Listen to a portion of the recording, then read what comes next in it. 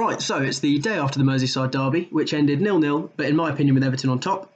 This was an important game, obviously, for the title race, but also for Everton psychologically.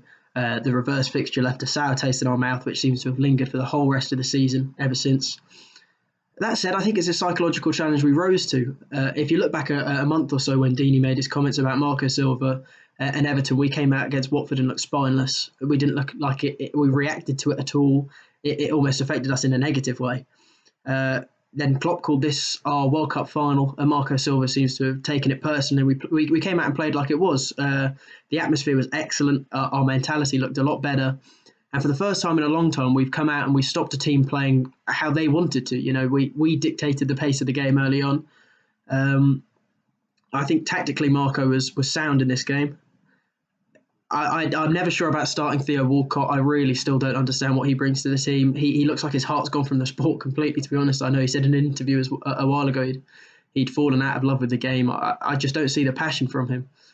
I'm mixed about Schneiderlin's inclusion, but I think Marco wasn't stubborn.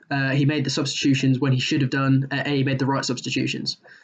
In fact, on Schneiderlin, him and Gay did not work as a pair last season, and that was clear. This season, I feel like he's bringing out in the 2 games he's played. I mean, he's bringing out a good side of Gay that seems to let him go forward a little bit more. Especially, it's bringing out Gay's sort of a positive passing from him. You know, he's making more forward passes, he's making more forward runs with the security of Schneiderlin in behind him. And yeah, Schneiderlin is making mistakes. He looks shaky, but that comes from a lack of game time, a lack of confidence. And let's not forget, you know, we haven't conceded since he came back in, so you know he's got to be having some sort of positive performance. So why didn't we win it? You know, after all of these positives, I think we're still lacking a big man up top, a striker type figure, and that's obvious. You know, Calvert-Lewin had a good game, but you know, there's a couple of chances that fell that you think a really clinical striker could have taken. And Virgil van Dijk was a monster at the back, like he always is. That was always going to be tough for any striker to deal with. Van Dijk, I think without him, we could have snatched a goal in that game. But, you know, he was a monster. He was commanding from start to finish. But Keane matched him. In my opinion, Keane had a really, really good game and has looked like many people's man of the matches.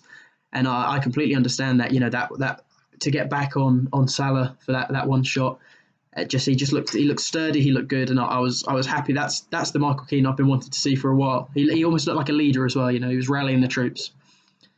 So yeah, it would have been nice to press on and win the game. Of course, you know, we looked consistent for the last 20 minutes. In the last 5, I was shaky. I thought, you know, you think, you know, if we played this well just to be robbed a goal in the last minute again. But no, you know, I'd have taken a point beforehand. We kept our composure throughout, and to do that detriment to Liverpool is always going to be a positive thing. You know, Man City are now on top, and we feel like we've had a part in that, so that's nice. Yeah, generally that was my views on the match. Let me know what you guys think. Cheers.